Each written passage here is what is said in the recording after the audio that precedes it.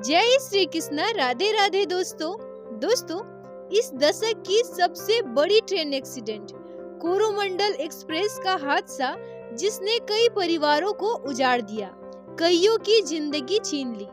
2 जून 2023 में घटी इस घटना को आज भी जब वो यात्री याद करते हैं जो उस दिन उस ट्रेन में सफर कर रहे थे तो सिहर उठते हैं। सभी यात्री अलग अलग सपनों के साथ अपने गंतव्य की ओर ट्रेन में बैठकर रवाना हुए थे। सबकी अलग अलग कहानी थी। किसको पता था कि यह उनकी जिंदगी का आखिरी सफर होगा, या किसको पता था कि उन्हें इतने बड़े ट्रेन एक्सीडेंट से गुजरना होगा। जिसने भी यह भयानक एक्सीडेंट के बारे में देखा या सुना, उसकी रूह कांप गई। और जो उस दिन उस ट्रेन में सफर कर रहे होंगे, उन पर क्या बीत रही होगी, इसका अंदाजा तो हम लगा ही नहीं सकते। डेट था 2 जून 2023। हावड़ा के शालीमार स्टेशन से उड़ीसा के लिए कोरोमंडल एक्सप्रेस से रवाना हुए थे भीम मंडल, उनकी पत्नी सोमा मंडल, उनका बेटा राहुल मंडल और उनकी बेटी परी मंडल। इतने बड़े ट्रेन एक्सीडेंट में उनके साथ हमारे लड्डू गोपाल ने क्या चमत्कार किया और कैसे उनकी रक्षा की, आज की यह लीला कथा सुनकर आपके रोंगटे खड़े हो जाएंगे, आपका पूरा शरीर सिहर उठेगा। सोमा जी हमारे चैनल की सब्सक्राइबर हैं, हमारे भक्ति लड्डू गोपाल परिवार की सदस्य हैं।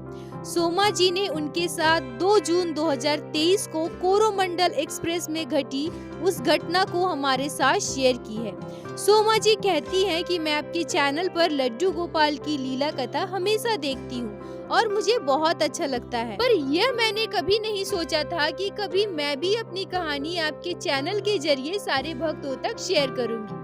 जब भी मैं आपके चैनल पर लड्डू गोपाल की लीला कथा सुनती थी तो मैं अपने लड्डू गोपाल से हमेशा यही शिकायत करती थी कि हे लल्ला, आप अपने सारे भक्तों के साथ कितनी लीलाएं करते हैं, मेरे साथ आप ऐसी लीला कब करोगे, मैं कब आपकी लीलाओं को महसूस करूंगी। और आज देखिए, लड्डू गोपाल ने मेरे साथ इतना बड़ा चमत्कार किया, आज इतनी बड़ी लीला की है जिससे मैं आज आप सभी के बीच हूँ और मेरा पूरा परिवार सुरक्षित है। सोमा जी कहती हैं कि मैं बचपन से ही भगवान श्री कृष्ण की भक्त हूँ।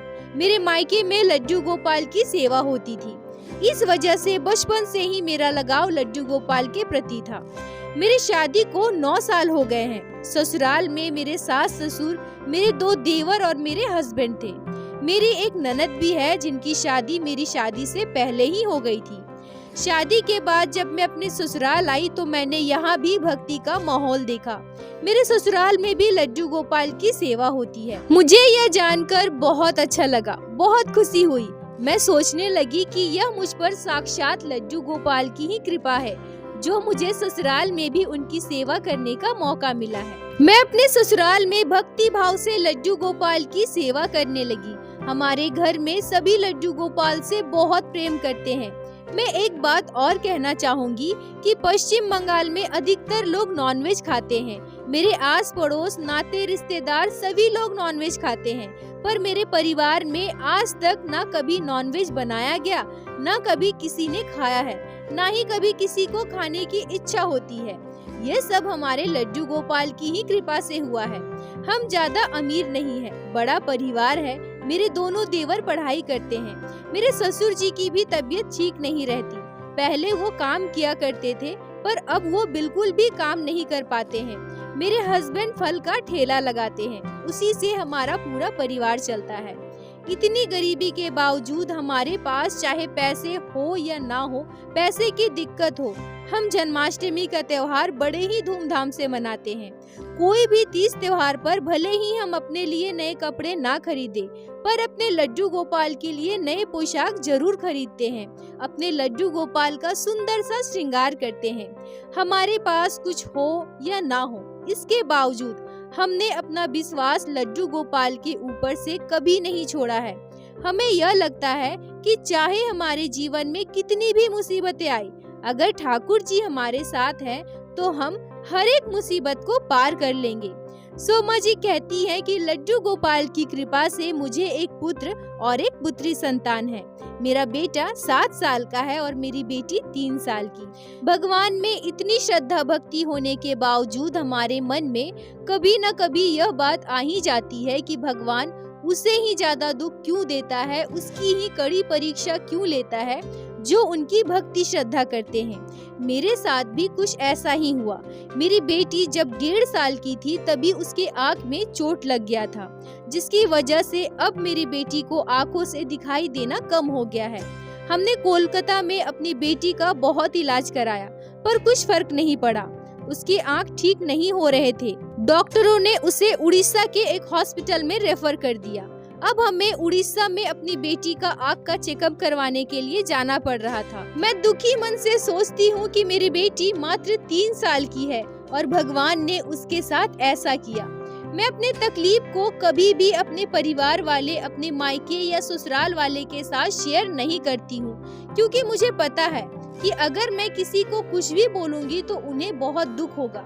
मेरे मायके वाले भी उतने सक्षम नहीं हैं जो मुझे पैसे से मदद कर सके, और मेरे ससुराल वाले की हालत तो मैं देख ही रही हूँ। मेरे हस्बैंड ने हमारी बेटी की इलाज के लिए अनेक जगह पर अनेक पैसे खर्च किए, पर कहीं से कोई फायदा नहीं हुआ। मैं अपने दुखों को, तकलीफों को मात्र अपने लड्डू गोपाल से कहती थी। मैं उन्हीं के आगे रोती थी, उन्हीं के आगे प्रार्थना करती थी। मैं उनसे कहती हूँ कि मेरे कान्हा, हे मेरे लड्डू गोपाल, आपको तो सब कुछ पता है हमारी परिस्थिति के बारे में, फिर भी आज हमारे साथ इतना बुरा क्यों हो रहा है। पर अगर आपकी यही इच्छा है तो ठीक है कान्हा, हम तो इसे अपने कर्मों का फल स्वरूप ही मानते हैं। अगर हमारी किस्मत में यही है तो यही सही। बस हमें इतनी शक्ति देना, हम पर कृपा बनाए रखना कि हम इस मुसीबत से बाहर निकल सके, इस परिस्थिति में पार पा सके।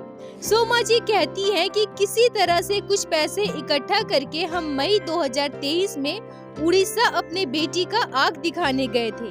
वहाँ डॉक्टरों ने बताया कि इसका ऑपरेशन करना पड़ेगा और ऑपरेशन में लगभग 50,000 रुपए खर्च होंगे। यह धनराशि हमारे लिए बहुत बड़ा था। मेरे हस्बैंड फल का ठेला लगाते थे, जिसमें मुश्किल से 15-20 हजार रुपए कमाते थे। हमारा पूरा परिवार उसी से चलता था। एक साथ 50,000 रुपए इकट्ठा करना हमारे लिए आसान बात नहीं था। फिर भी हमने अपने लड्डू गोपाल पर भरोसा बनाए रखा कि सब कुछ ठीक हो जाएगा, हम पैसों का इंतजाम भी कर लेंगे। पर हमारे पास ज्यादा समय नहीं था। डॉक्टरों का कहना था कि अगर मेरी बेटी का आँख का ऑपरेशन जल्द से जल्द नहीं करवाते हैं तो उसकी उस आँख की रोशनी पूरी तरह से जा सकती है। हम लोग बहुत डर गए थे, समझ में नहीं आ रहा था कि अब हम क्या करें।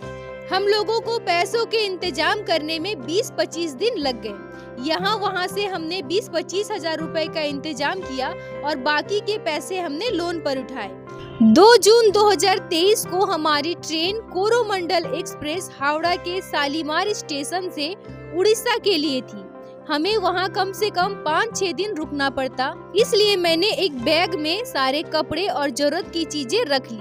2:30 बजे हमें घर से निकलना था क्योंकि 3:20 में हमारी ट्रेन थी। सुमन जी कहती हैं कि मेरी एक आदत है, जब मैं घर से निकलती हूँ तो अपने बैग में भागवत गीता जरूर रखती हूँ। वैसे हमारे घर में सभी लोग अपने पर्स में भागवत गीता रखते हैं। पहले जब मेरे बच्चे नहीं थे या उससे भी पहले जब मेरी शादी नहीं हुई थी, तब जब भी मैं दूर के सफर में जाती थी तो अपने साथ जाप माला जरूर रख लेती थी। वैसे भी हम सभी अपने काम काज में कितने व्यस्त होते जा रहे हैं, माला करने का मुझे समय ही नहीं मिलता था।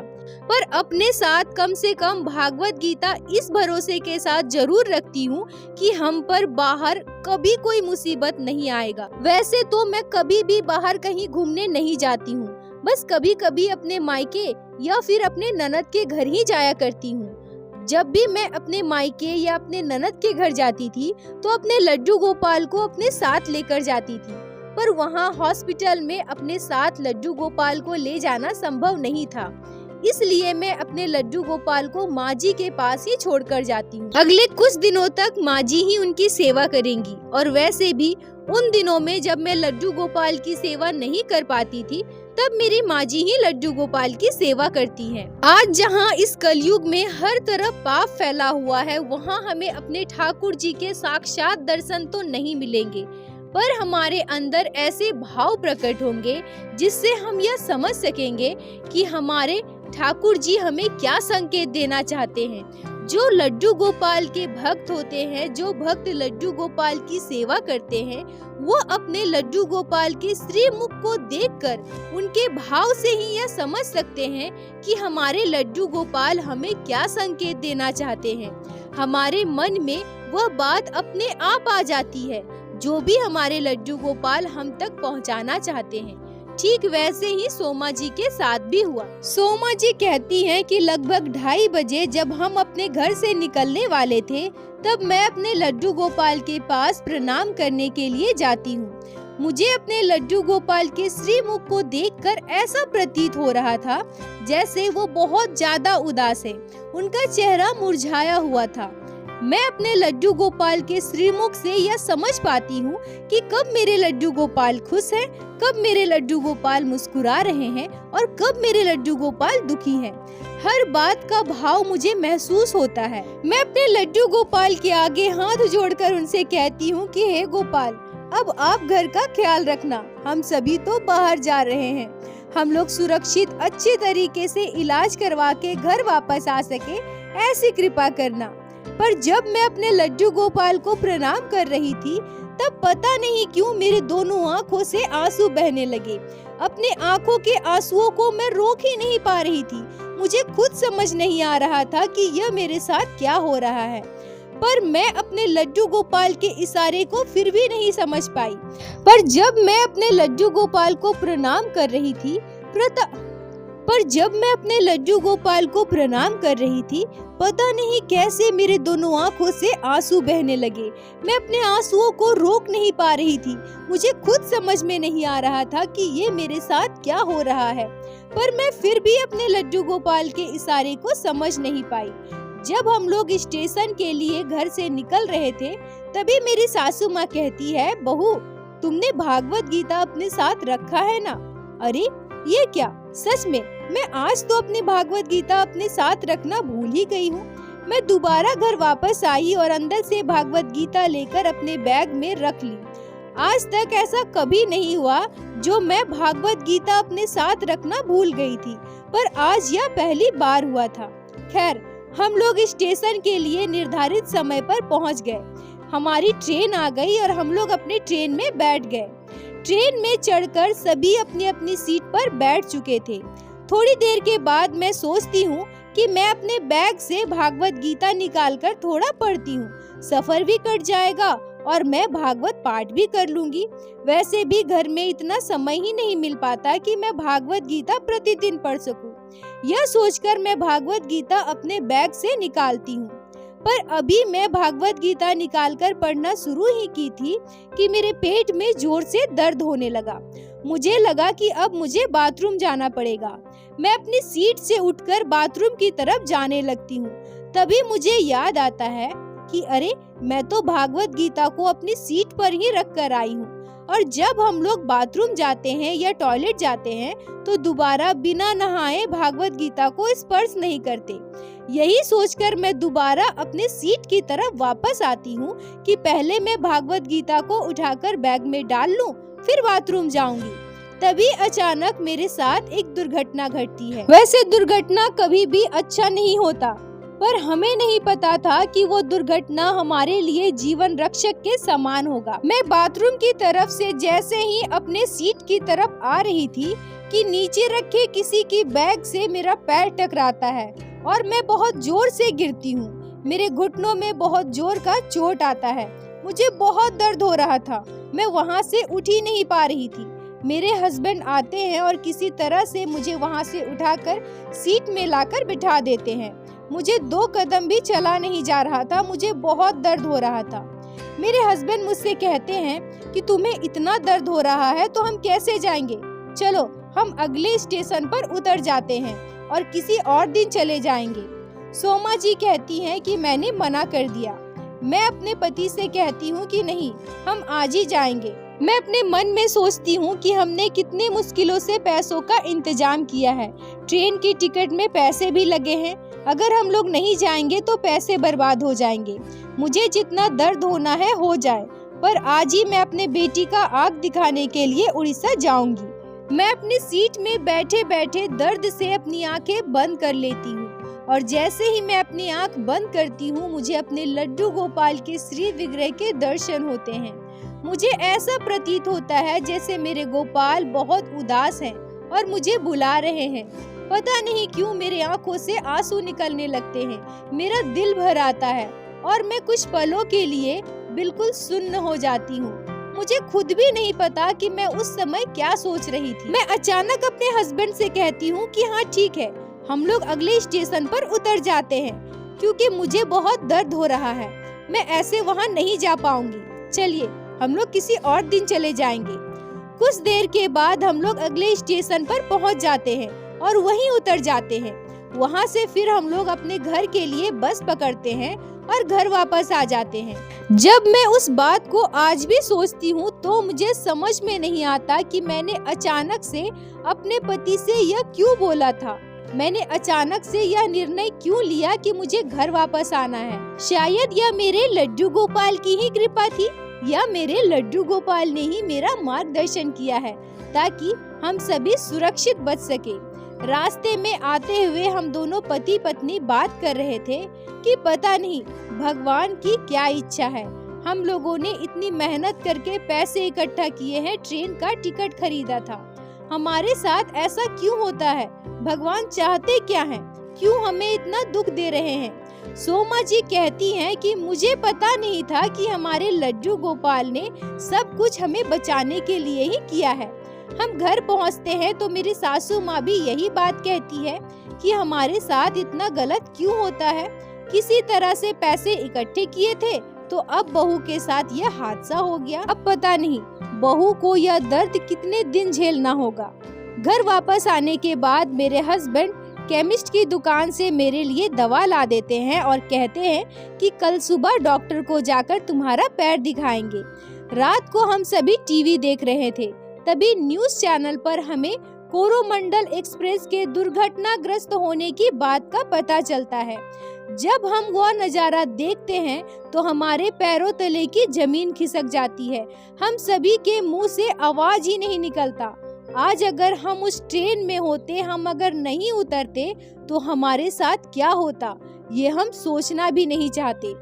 ट्रेन दुर्घटना के उस भयावह दृश्य को जब हम अपने टेलीविजन स्क्रीन पर देख रहे थे तब हम सभी अपनी आंखों के आंसू को नहीं रोक पा रहे थे। मैं सीधे अपने लड्डू गोपाल के पास जाती हूँ और उनके पास बैठकर जोर जोर से बच्चों की तरह रोने लगती हूँ। दोस्तों, सोमा जी जब यह लीला कथा हमारे साथ शेयर कर रही थी तो वो बहुत रो रही थी और उन्हें रोते देखकर मेरी आंखों से भी आंसू निकल रहे थे। और अभी भी जब मैं आप लोगों के साथ यह घटना शेयर कर रही हूँ तो मेरी आंखें नम हो रही है। सोमा जी कहती हैं कि मैं सीधे अपने लड्डू गोपाल के पास जाती हूँ और उनके पास बैठकर जोर जोर से रोने लगती हूँ। मैं उनसे कहती हूँ कि हे गोपाल, हे मेरे गिरधर, आज आपने इतना बड़ा चमत्कार करके हम सभी को मौत के मुंह से बाहर निकाला है। मैं समझ नहीं पा रही थी कि आपका चेहरा जो हमेशा मुस्कुराता हुआ दिखाई देता है आज उदास क्यों है। और अभी जब मुझे चोट लग गई तब भी मैं आपको ही दोष दे रही थी। मैं कह रही थी कि मेरे साथ मेरे गोपाल ऐसा क्यों करते हैं, पर आज अगर मेरे साथ वो हादसा नहीं हुआ होता तो हम उस ट्रेन से नहीं उतरते और हम भी उस दुर्घटना का शिकार हो गए होते। सोमा जी कहती है कि मैं जब भी आपके चैनल में लड्डू गोपाल की लीला कथा सुनती थी तो मैं अपने गोपाल से हमेशा शिकायत करती थी कि हमारे साथ भी चमत्कार कब होगा, कब मैं आपकी लीला को महसूस करूंगी। और इस बार लड्डू गोपाल ने जो हमारे साथ चमत्कार किया है वो हमारे कल्पना से भी परे है। आज कान्हा की वजह से हम चारों सुरक्षित हैं। हमारा परिवार उजड़ने से बच गया। मेरे लड्डू गोपाल हमेशा की भांति इस बार भी हमारा ढाल बनकर हमारे पूरे परिवार की जान बचाई। सोमा जी, आपका बहुत बहुत धन्यवाद। जो आपने लड्डू गोपाल की इतनी बड़ी चमत्कार को हम सभी के साथ शेयर की, जिसको मैं हमारे चैनल के माध्यम से बाकी सारे भक्तों तक पहुंचा सकी। अपना प्यार और साथ ऐसे ही बनाए रखे।